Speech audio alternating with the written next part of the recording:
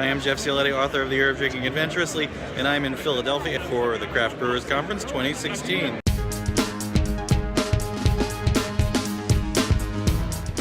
The mood at this year's conference was a little bit mixed. Craft brewing numbers slowed a little bit, growth slowed a little bit to 13%. The year before it was 18%, so it's not that big of a deal. The bigger deal is that more and more breweries are moving out of the Brewers Association's definition of craft brewer, primarily because they're being bought by big brewers. AB InBev has been a big purchaser in the past year, and now the Brewers Association is trying to figure out how to reconcile that a little bit, especially since those former members, they become non-voting members, they become affiliate members, and they're no longer characterized as craft brewers, at least in the Brewers Association's eyes. You can really get a sense of how much the craft segment's grown just by walking the floor at Brew Expo America. That's the trade show component of the Craft Brewers Conference. They said there were some 835 vendors here this year, and that's just grown exponentially over the years. They used to be able to squeeze this show into the conference center of smaller hotels, but now you're in these big-ass convention centers like here at Philadelphia. Another interesting thing this year was sort of a continuation of a theme from last year about definition of craft brewer, self-definition, identity, that sort of thing.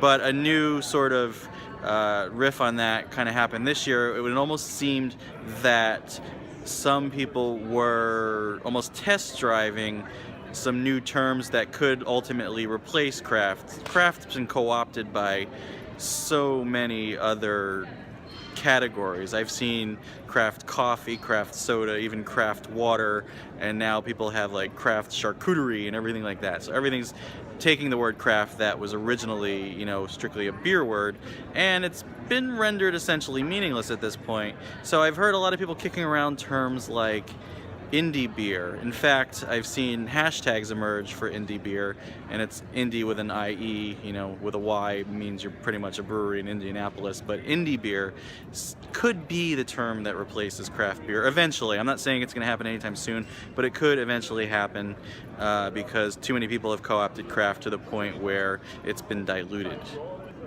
I got to talk to Bill Covaleski of Victory Brewing to get his thoughts on that concept. The main thing is, I sort of noticed the past couple of days, I get the sense that people are sort of unofficially workshopping a new term for craft. I've been hearing indie beer a lot. Yeah. Indie beer or independent, but indie beer seems to be the one, and people are even hashtagging it. So what are your thoughts on that? What are your thoughts on the craft word and the fact that it's been co-opted and basically... We as individual artists and as an industry have always been evolving, so I think we're always going to find new terms to explain more deeply what we're doing.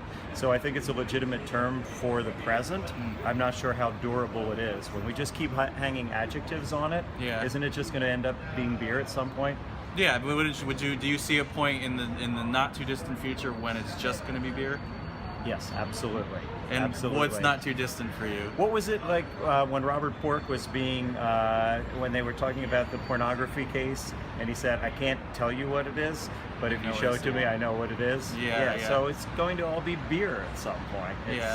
I do appreciate the terms being hung on to it, and I think they help us define it at moments, at least from a perspective. This is how people look at it, but in the end, it's all beer. And as far as, we touched a little bit on the slowing of growth. I mean, it wasn't that slow. It's like 18 to 13%. It's still in the double digits. It's not... No. If we're heading to 25 or 30%, where we're really heading, at least we don't have to wear a seatbelt for the moment. And I invite you to continue the conversation on Twitter at Jeff Cioletti and Drinkable Globe, and on Instagram at Drinking Adventurously. And you can buy my book, The Year of Drinking Adventurously, at Amazon, Barnes & Noble, and wherever fine books are sold. And wherever the road may take you, remember to grab the world by the glass.